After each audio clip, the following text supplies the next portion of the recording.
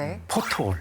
포토. 포트홀이라고 파인 거. 도로 파임. 파이는 거요? 예. 예. 한번 적 보신 적이 있나요? 여기 저 보이죠? 자주 봅니다. 저 사실 지금 앞에 언급할 수 나가면 없죠. 거죠, 어디? 네. 밟으면 깜짝 놀래요. 네. 진짜 아무 생각 없이 가다가. 위험하잖아요. 네.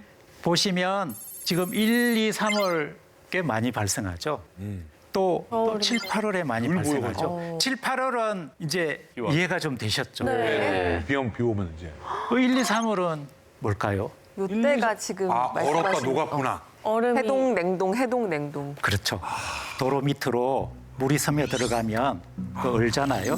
물은 얼면 부피가 늘어나잖아요. 네. 밀어 그 올리는. 늘어나서 위에 있는 도로의 틈을 만들고 봄이 오면은 녹고 그러면 이제 녹아서 물이 빠져나가면 빈 공간도 생기고 싱크홀이 발생되는 거하고 비슷한 원리로 이제 이런 것들이 만들어지는 거죠. 그래서 이렇게 이제 포트홀은 사실 차에도 여러 가지 문제를 일으키지만 밤중이나 비 올 때 잘 안 보일 때 대형 사고로 이어질 위험이 있습니다. 네. 그래서 이제 싱크홀뿐만 아니라 이 포트홀 관리를 잘 해나가야 되는 그런 부분이죠. 근데요, 쌤, 그러면 혹시 아까 이제 뭐 포트홀이 싱크홀이랑 메커니즘이 비슷하다라고 말씀을 하셨는데 그러면 포트홀이 싱크홀이 될 가능성도 있다라는 말씀이신 거예요? 가능성 측면에서 물어보시면 충분히 그럴 가능성은 있다고 생각합니다. 그러니까 포트홀이 만들어지는 그런 메커니즘을 방치하면 네. 그걸 통해서 물도 내려갈 거고 그것이 원인이 돼서 밑에 있는 싱크홀이 발생될 수 있는 공동에 더 영향을 줄 수 있습니다.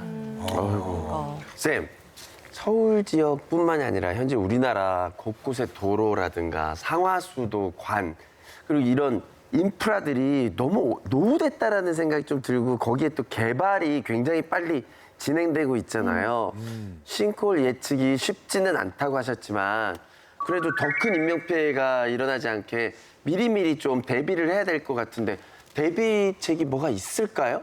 지금 우리가 맞이하고 있는 이 현실은 싱크홀 발생이 많아지는 방향으로 네. 가고 있습니다. 아, 근데 우리가 문제를 해소하는 비율을 더 높이면 전체적으로 문제는 이제 줄이게 네. 되겠죠. 그래서 먼저 이제 해야 될 부분은 싱크홀의 일단은 통계적으로 가장 많은 주요 원인이 되는 노후 상하수도관, 그다음에 굴착 공사장.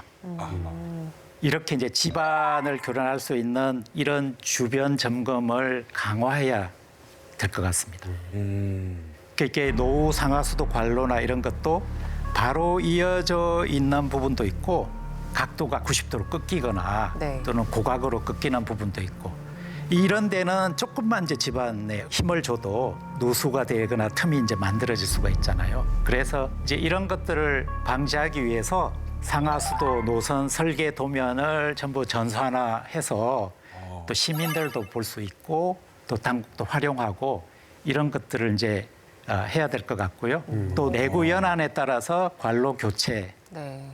해줘야 되고 이런 것들을 좀 체계적으로 관리해서 교체할 거는 교체하고 위험이 있는 부분은 좀 더 이제 많이 이제 탐지하는 노력을 하고 이런 것들이 이제 진행이 돼야 되겠죠. 보통 이제 12월 연말 되면 뭐 곳곳에 도로를 한번 개비한다고 하죠.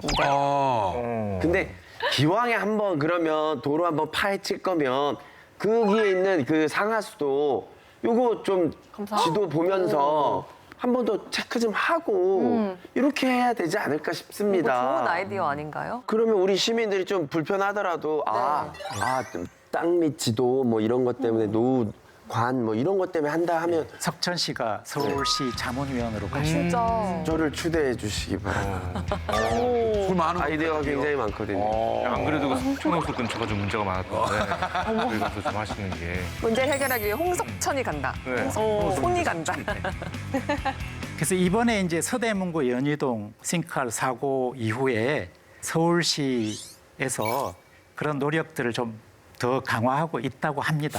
그래서 2040년까지 30년 이상 된 상수 관로를 정비할 계획도 있다. 네. 이렇게 이제 얘기를 하고 다른 지자체들도 이제 그런 노력을 하고 있고 또 앞으로 계속 그런 노력이 이루어져야 된다고 생각합니다.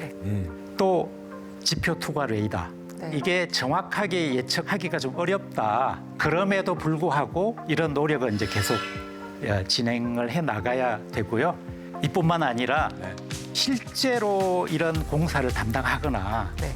거기 있는 엔지니어들이 지하수 유출 관리, 토사 유출, 대매우기 작업 이런 시공 과정에 나타날 수 있는 문제를 최소화하도록 노력을 해야 되고 공사 관리 감독 이런 것들을 이제 철저하게 해야 될 것 같습니다.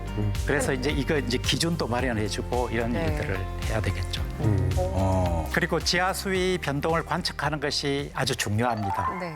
지하수위가 많이 내려갔는가, 물길이 다르게 형성되는 것이 포착이 된다면 원인이 무엇이든지 간에 땅속에 이상 현상이 발생된 거거든요. 그렇기 때문에 이를 확인하고 빠르게 대응한다면 집안 약화, 그다음에 싱크홀 발생 이런 것들을 막을 수 있다고 봅니다. 그래서 서울시는 집안 침하 안전 지도를 올해 말까지 개발을 앞당길 예정이라고 하는데 집안 조건, 지하 시설물, 침하 이력 등을 종합 평가해서 구간별 맞춤 관리가 가능해지는 거라서 잘 만들어져서 각 지자체들도 다 만들면 좋을 것 같아요. 쌤, 다른 국가에는 땅속 지도가 있나요? 예, 제가 알기로는 선진국에서 1980년대부터 3차원 정밀 지질 자료 작성을 시작을 해서 영국 런던을 포함해서 5개 정도의 대도시에 땅속 지질 공학 지도가 있습니다. 또 미국 플로리다주, 테네시주 이런 데가 이제 석회암 지대라서 싱크홀이 많은 지역인데 싱크홀 분석 지도를 만들어서 안전 관리에 또 활용을 하고 있고요. 우리나라에서도 지하 개발이 활발한 만큼 빨리 서울을 비롯한 몇몇 도시의 땅속 정밀 자료가 만들어져야 합니다. 그다음에 과학기술자로서 시민들께 부탁하고 싶은 내용은 시민들의 협조가 필요합니다. 그중에서 예를 들어서 보도블록에 갑자기 울퉁불퉁해진다 또는 비가 왔는데 이렇게 흘렀는데 어디론가 모인다든지 그렇지. 이런 것들을 유심히 관찰을 하면 뭔가 크게 일어날 일들을 막을 수 있지 않을까. 이제 많은 시민들의 신고 이런 부분을 아마 부탁을 드려야 될 것 같습니다. 정말 막 주차장인데 계속 막 이게 뭔가 점점 파임이 심해지고 물이 자꾸 고이는 곳이 있어요. 이상하네. 아까도 영상 봤을 때 그 연희동 거기도 이미 그 앞차들장한테 이렇게 되잖아요. 그렇죠. 이쯤에서 누군가라도 한 명 정도가 좀 멈춰서 이거 이상하다, 이거 가지 맙시다 그랬어요. 말을 해야 되는데. 근데 교수님 쭉 보다 보니까 뭐 예전에 뭐 소 잃고 외양간 고친다 이런 말이 있었는데 그게 소 잃었다고 지금 우리가 소를 안 키우는 건 아니기 때문에 외양간을 고쳐야 되지 않겠습니까? 어떻게든. 그러려면은 뭐 이 재난이 오기 전에 우리가 좀 사전에 준비하는 게 필요할 것 같은데 교수님께서 그러기 위해서 마지막으로 한 말씀만 좀 해주신다면. 슈카 씨 말씀하신 것처럼 지금은 소 잃고 외양간 고치고 있는 중입니다.